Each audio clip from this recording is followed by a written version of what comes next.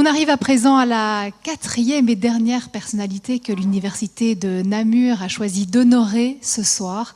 Il s'agit du journaliste burundais Bob Rugurika. Pour vous le présenter, j'appelle son parrain et sa marraine, Jean-Marie Ballan et Anne-Sophie Collard. Jean-Marie Ballan est professeur dans la faculté EMCP pour économie, management, communication et Sciences Po, et Anne-Sophie Collard est professeure en cette même faculté. Bob Rugurika est entré dans le journalisme d'investigation en 2004 au sein de la radio publique africaine.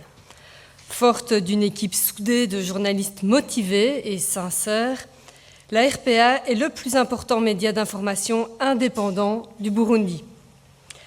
Utilisant à l'origine la radio et plus récemment les médias sociaux et Internet, la radio publique africaine, dont le slogan est « La voix des sans-voix », promeut un journalisme de proximité, un journalisme accessible à tout le monde, y compris dans les villages les plus reculés. À travers son large réseau d'informateurs et de relais dans la société civile, la RPA permet un dialogue et une information réciproque entre la société civile, les sans-voix, le gouvernement, mais également l'opposition et les groupes rebelles. Son pluralisme lui permet de demander des comptes, de souligner la responsabilité de chacun et partant de promouvoir la démocratie dans un contexte particulièrement difficile. Car si la radio publique africaine représente une forme de journalisme de combat, il s'agit bien de créer un lieu d'information, de débat et de dialogue entre les différentes composantes de la société burundaise. Elle contribue en ce sens à promouvoir la justice sociale. Propager la tolérance et renforcer la solidarité font également partie de ses missions, soutenant par là la cohésion au sein de la société. C'est mon tour.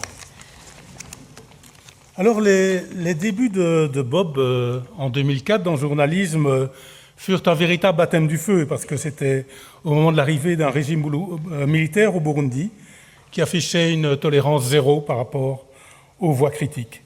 En 2006 déjà, Bob fait l'objet de plusieurs convocations judiciaires à la suite de ses enquêtes sur l'arrestation d'anciens dignitaires du régime.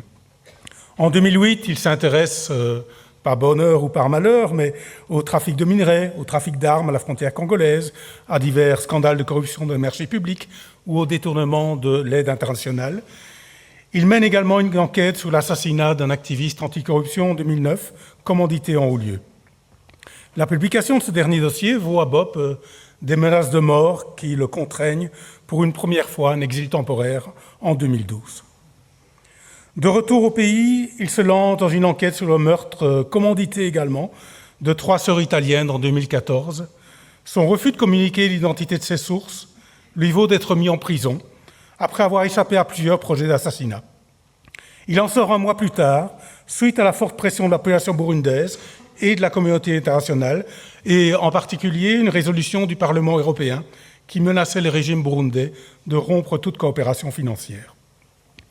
3 mois après sa libération, le régime entre en crise avec le 3e mandat anticonstitutionnel du président Nkurunziza. S'ensuit une période de troubles et de répression sanglante de l'opposition avec des milliers de morts. Plusieurs centaines de milliers de Burundais se réfugient à l'extérieur du pays. Les médias indépendants sont harcelés, fermés ou incendiés. Bob et sa famille partent en exil et s'installent en Belgique, à Namur. Dans le même temps, Bob, en tant que directeur de la radio publique africaine, décide, fort de son réseau de journalistes et d'informateurs sur le terrain, d'émettre à partir de l'étranger pour continuer d'informer les Burundais et la communauté internationale. Ces nombreux reportages ont d'ailleurs servi de base à diverses enquêtes de l'ONU et de la Cour pénale internationale, notamment pour crimes contre l'humanité. C'est dans ce contexte que nous avons proposé de conférer le doctorat honoris causa de l'université à Bob, symbole d'un journalisme en exil et à travers lui, à toute l'équipe de journalistes et de membres dans leur société civile qui font vivre la radio publique africaine. Il est aussi question de l'éthique du journalisme intègre, citoyen et responsable, de la vérification des sources, de leur protection et partant d'une certaine conception de la liberté de la presse et de la démocratie que nous voulons défendre ici. qu'elle puisse servir d'exemple aux journalistes en devenir que nous formons dans cette université. Enfin, la sincérité du combat de journaliste de Bob, son engagement sans compromission l'ont mené, lui et sa famille, à l'exil, loin du Burundi. Une partie de ce doctorat leur est donc aussi dédiée à sa femme, Nadia, et à ses 3 enfants. Bob, toutes nos félicitations.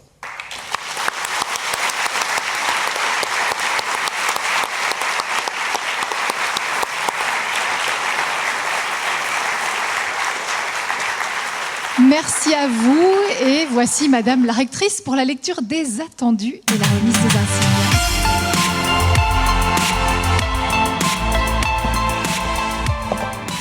Attendu que M. Bob Rugurika, en tant que directeur de la radio publique africaine, est profondément investi de sa mission en tant que journaliste d'engagement et de proximité pour donner la voix aux sans-voix, attendu que dans le cadre de cette mission, il crée un espace unique et indispensable de dialogue permanent et d'échange d'informations entre les citoyens et les autorités, rendant ces dernières redevables de leurs actions devant la population, attendu qu'il accomplit cette mission avec sincérité et intégrité, respectant la diversité des opinions au Burundi et que son courage dans le refus de compromettre ses sources et ses collaborateurs l'ont conduit à l'exil, attendu que son engagement pour promouvoir la justice sociale et les droits humains et pour dénoncer les entraves à la démocratie par l'information constitue un modèle pour les étudiants et étudiantes qui souhaitent, par exemple, s'investir dans une carrière de journaliste,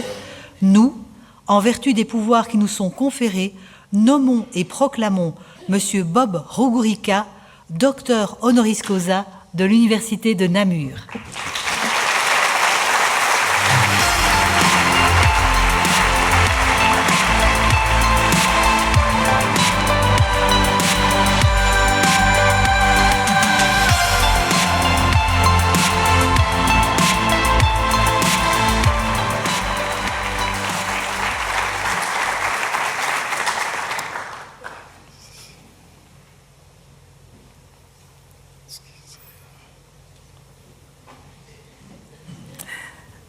Excusez, je vais juste prononcer un petit discours.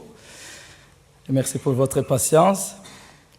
Mon père aimait me répéter cette citation, « Que la valeur de ton état d'être soit la réalité absolue en toute absolution. L'essentiel étant le pas que tu vas prendre pour être et pour en être. » Ayant fait mes études secondaires et grandi en pleine guerre civile au Burundi, qui a duré 12 ans, le système éducatif burundais était sérieusement mis à mal, sans épargner la seule université publique qui existait. En août 2000, un accord de paix et de réconciliation a été signé quand je venais de terminer mes humanités générales, suivi par un service militaire obligatoire. J'avais un grand attachement aux droits humains et c'est pour cette raison que je me suis enrôlé à la faculté de droit. Malheureusement, le système judiciaire burundais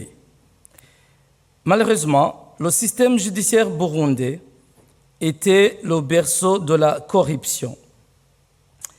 Et là, je devais réfléchir pour une carrière professionnelle. Je me suis finalement orienté vers les médias. C'était dans une période où l'actuel parti au pouvoir, le CNDD-FDD, venait de gagner les élections de 2005. J'étais loin de penser que je venais de commencer une profession de journaliste à très haut risque dans un règne tyrannique. Pour éclairer la lanterne des invités, au Burundi, couvrir un événement ou faire un plaidoyer pour les droits humains sous le régime en place équivaut à affronter la mort ou, par chance, à pousser indéfiniment un rocher à ses risques et périls. Ainsi, au cours de l'année 2008, en plein aéroport international de Bujumbura, j'ai été séquestré et tabassé sérieusement par des policiers en charge de la sécurité du commandant de l'aéroport pour juste avoir fait un reportage sur un trafic et un déchargement d'armes au profit des miliciens rwandais FDLR en échange d'un trafic des minerais du sang en République démocratique du Congo. C'est ce même dossier qui coûtera la vie d'un grand activiste anticorruption, Ernest Manirumva, dont l'assassinat, après des investigations que j'ai bien fouillées, s'est avéré avoir été planifié par les services de la présidence. Par suite de sérieuses menaces de mort, je me suis retrouvé dans l'obligation de m'exiler avec mon épouse ici en Belgique. C'était en 2012. Mais sans voler trop loin dans les cimes de l'expérience, permettez-moi de dire qu'il existe des situations qui, pour les décrire, exigent souvent un don inné de la formule où des mots doivent être bien tordus et bien tressés. Pendant ce séjour en Belgique, je sentais au fond de moi ma conscience sans cesse me dire que le pays allait se précipiter dans une dérive dictatoriale sans précédent et qu'il fallait à tout prix rejoindre mes collègues à la radio, devenus incontestablement l'avocat des grandes causes. C'est ainsi que j'en ai parlé à mon épouse, qui fort heureusement l'a bien compris. En 2012, je suis reparti donc de la Belgique pour le Burundi, où j'ai investi sur beaucoup d'événements criminels, dont l'opération Safisha, qui a emporté des milliers d'opposants politiques, les exécutions extrajudiciaires, des fraudes électorales, des scandales financiers, des grosses corruptions dans les marchés publics à travers des fonctionnaires de l'État, des massacres de civils sur fond de croyances superstitieuses, expropriation des terres et biens aux populations affiliées à l'opposition, des viols à des dizaines de filles et de femmes, etc. Une situation qui a malheureusement fini de faire de mon Burundi le premier pays le plus pauvre au monde. La couverture de ces événements par ma radio a fait que je sois l'objet de convocations incessantes à la justice. Tout a atteint son paroxysme avec les investigations sur les auteurs de l'assassinat en septembre 2014 de 3 sœurs italiennes, des enquêtes qui m'ont valu un emprisonnement ferme dans la capitale Bujumbura d'abord et à Muramvya par la suite. Ma libération, obtenue grâce à une résolution du Parlement européen, aura lieu le 19 février 2015, à la veille du début de la crise du 3e mandat du feu président Pierre Nkurunziza. En réaction à ce 3e mandat anticonstitutionnel, des manifestations pacifiques ont été organisées par la société civile et réprimées malheureusement dans le sang par le régime. C'est ainsi que nos médias ont été incendiés par les forces étatiques et nous avons été poussés à l'exil. Devant le blackout total de l'information, nous nous sommes réorganisés et avons créé des médias en exil.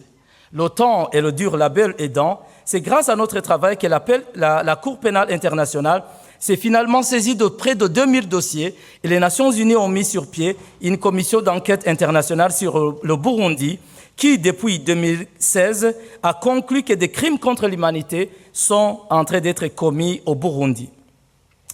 Présentement, le pays, sur tout point de vue, gît dans un gouffre profond, car selon le concept de la politique par l'élite au pouvoir, la vie consiste en l'accumulation sans fin des richesses pour elle, et malheureusement, l'appauvrissement continue pour tous les autres à travers la pratique d'une gouvernance de misère administrée, sans parler de l'aversion envers des investissements privés par des nationaux qui ne sont pas de leur parti politique. Sur le plan éducatif, je ne saurais pas terminer mon propos sans signaler que dans cette tyrannie où la moindre vérité fait mal, les autorités burundaises encouragent la revue à la baisse des notes pour élever le taux de réussite des élèves et étudiants à réussir, mais en réalité, c'est pour promouvoir la médiocrité afin d'asseoir une société défaillante. Aujourd'hui, des voix continuent de s'élever de partout pour un appel à la renormalisation de la société burundaise, mais sans succès. Au moment où des crises se multiplient dans notre monde et que d'autres crises déjà existantes sont vite oubliées, ce doctorat honoris causa à l'une des voies de la démocratie est un signe fort de soutien à tous ceux dont la voix est étouffée. Par ce geste, l'université de Namur encourage les autorités burundaises à plus d'ouverture, mais aussi montre à toutes les victimes des violations massives des droits de l'homme que nous ne sommes jamais seuls. Ce soir, je voudrais partager ma voix avec ma famille et mes proches ici présents, à tous mes compatriotes en exil, tous les persécutés burundais, mais aussi avec vous tous ici présents qui œuvrez pour un monde meilleur. Ainsi, je m'en voudrais donc de ne pas remercier du fond du cœur la direction de l'université de Namur, ainsi que tout son personnel qui porteront les valeurs humaines et particulièrement à nos parrains et marraines pour votre soutien au combat noble. Vive l'Université de Namur, vive la science au service de l'humanité, je vous en remercie.